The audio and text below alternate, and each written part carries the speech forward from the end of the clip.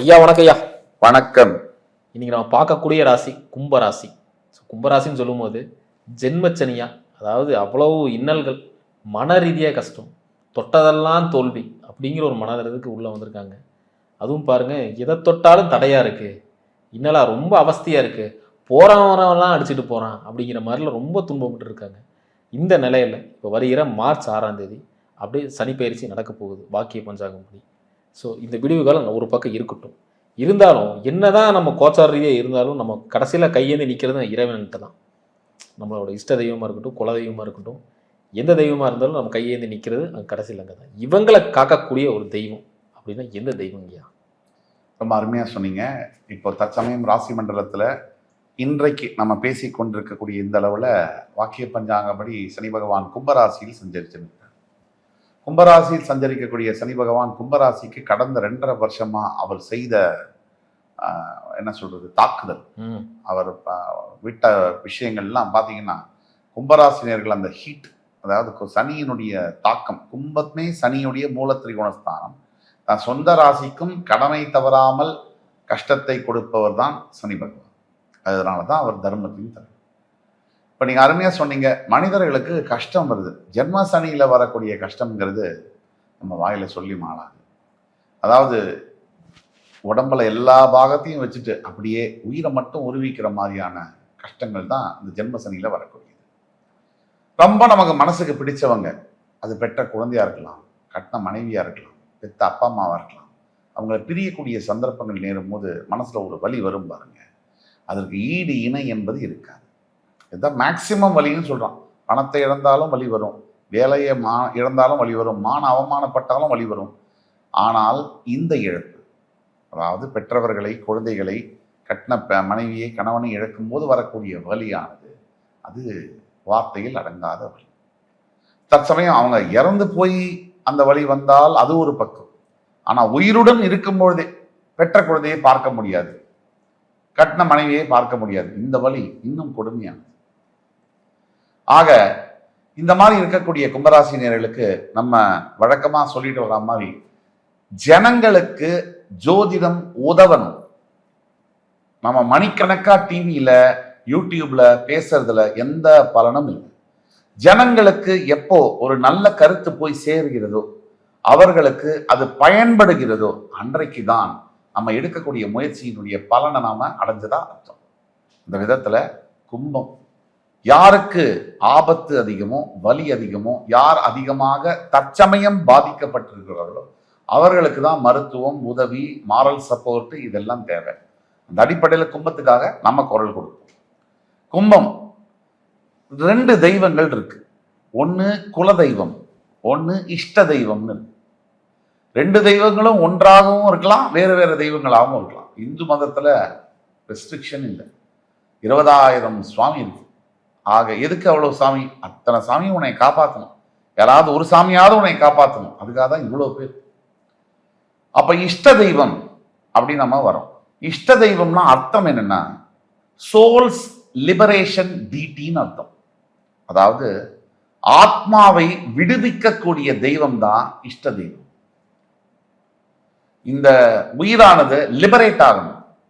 லிபரேட்னா சுதந்திரம் பெற வேண்டும். பிறக்கிறது, இறக்கிறது, பிறக்கிறது, இறக்கிறது, இந்த சுழற்சியிலிருந்து வெளியே வர செய்வது இஷ்ட தேவதா அப்படின்னு நம்ம சொல்றோம். இப்போ கும்பராசி நேயர்களுடைய இஷ்ட தேவதை யாரு அப்படின்னு நம்ம பார்க்கணும்னா, ராசியினுடைய 12ஆம் வீடு, அதற்கு அதிபதி சூரியன். சூரியனுக்கும் சனிக்கும் நட்சத்திர பாதங்கள் இருக்கும். 2 நட்சத்திர பாதங்கள்ல எந்த நட்சத்திர பாத சாராதிபதி 20 டிகிரிக்கு மேல இருக்காங்களோ அவர்கள் தான் இந்த கும்பராசியினுடைய இஷ்ட தேவதம்னு சொல்றோம். ஒரு உதாரணத்துக்கு, கும்பராசிக்கு 12ஆம் வீடு மகரம், அதோடைய அதிபதி சனி. அந்த சனி மகரத்துல எந்த நட்சத்திரத்தில் நிற்கலாம்? திருவோணம், உத்திராடம், அவிட்டம். இந்த 3 நட்சத்திரம் யாரோடது? சூரியன், சந்திரன், செவ்வாய். இப்ப இந்த சூரியன், சந்திரன், செவ்வாய் இதுல 3 கிரகங்கள்ல யாராவது ஒருத்தர் 20 டிகிரி மேல இருந்தால் அவர்கள் தான் இந்த கும்ப ராசிக்கு இஷ்ட தெய்வம்னு சொல்றோம். இதே மாதிரி இன்னொரு அமைப்பும் இருக்கு. சூரியன், அதாவது கும்பராசிக்கு சூரியன் 7ஆம் இடத்துக்கு அதிபதி. அவர் நின்ற நட்சத்திராதிபதி அவரும் 20 டிகிரி மேல நின்னால் நீங்க அந்த சூரியனுடைய நிலையை பொறுத்து அந்த பிறப்பு ஜாதகத்தில் இஷ்ட தெய்வத்தை கண்டறிய முடியும். இப்போ ஒரு உதாரணத்துக்கு இஷ்ட தேவதைய கிரகங்கள் மூலியமா டிஃபரன்ஷியேட் பண்ணணும் அப்படின்னா, சூரியன் அப்படின்னா இஷ்ட தேவதை தெய்வம் ராமர். சந்திரன் அப்படின்னா இஷ்ட தெய்வம் கிருஷ்ணர் அல்லது தேவி வழிபாடு. செவ்வாய் அப்படின்னா இஷ்ட தெய்வம் ஹனுமான் இல்லது முருகன். புதன் அப்படின்னா இஷ்ட தெய்வம் விஷ்ணு அல்லது நாராயணன். குரு அப்படின்னா இஷ்ட தெய்வம் தத்தாத்திரேயர் அல்லது பிரகஸ்பதி. சுக்கிரன் அப்படின்னா இஷ்ட தெய்வம் லக்ஷ்மி அல்லது பார்வதி. சனி இஷ்ட தெய்வம் எப்படி பார்த்தீங்கன்னா சிவன் அல்லது பைரவர். இப்படி ஒவ்வொரு கிரகங்கள் வாரியாகவும் இஷ்ட தெய்வங்கள் பிரித்தெடுக்கப்படுகின்றன. அடுத்தபடியாக குலதெய்வம். இந்த குலதெய்வம் 6ஆம் அதிபதி உன்னுடைய குலதெய்வம் யார் என்று சொல்வார் என்று ஒரு வாக்கு உண்டு. இந்த கும்பராசிக்கு 6ஆம் அதிபதியான கடகராசிக்கு அதிபதியான சந்திரன். அந்த சந்திரன் யார்? அந்த சந்திரன் யாரோ கிருஷ்ணரை, தேவியை குறிக்கக்கூடிய ஒரு தெய்வம். பெரும்பாலும் கும்பராசி நேயர்களுக்கு 6ஆம் அதிபதி காக்கும் கடவுளாக இருக்கிறார். சந்திரன் ஒரு மாதா காரகன். 12 ராசிகளுக்கும் 11 ராசிகளுக்குமே யாரையுமே வேத்து கண்ணோட பார்க்கறது இல்லை. அம்மா எல்லா குழந்தையுமே விரோத கண்ணோட பார்க்கறது இல்லை. அதுதான் சந்திரனுடைய வேலை. அப்பேற்பட்ட சந்திரன் நல்லபடியா அந்த கும்பராசியில் அமைஞ்சிட்டா குலதெய்வ அருள் என்பது கிடைக்கும். கும்பராசினா கும்பத்துல சந்திரன் இருந்தா தான். அந்த சந்திரன் வாங்கக்கூடிய பாதம் அவிட்டமா, சதயமா, போரட்டாதியா, இந்த பாதத்தை பொறுத்து, இந்த பாதத்திற்கு அதிபதியுடைய நிலையை பொறுத்து குலதெய்வ அருள் என்பது கும்பத்திற்கு. இந்த கும்பம் ராசி பிறந்தவர்கள் ஒருவேளை 6ஆம் அதிபதியுடைய அருளை பெற்றுவிட்டால், சந்திரனுடைய அருளை பெற்றுவிட்டால், சந்திரனுடைய பாத சாராதிபதியுடைய அருளை பெற்றுவிட்டால் அவர்களுக்கு வாழ்க்கையில கிளாரிட்டி ஆஃப் தாட் இருக்கும். எதை யோசனை பண்ணாலும் தீர்க்கமான யோசனைகள், ஞானம் கொட்டுன்னு கொட்டும். அதே மாதிரி தெய்வத்தை உணரும் ஒரு பாவம் இருக்கும் அவங்களுக்கு. மற்ற யாருக்கும் அந்த சென்ஸ் வேலை செய்யாது. நம்ம பக்கத்துல சுவாமி இருக்காருங்கிற உணர்வு ஸ்ட்ராங்கா இருக்கும் அவங்களுக்கு. இப்போ கும்ப ராசினியர்கள் அவஸ்தைப்பட்டு கொண்டிருக்கக்கூடியவர்களுக்கு இதைத்தான் சொல்றோம். தெய்வம் உங்க பக்கம் இருக்காரு.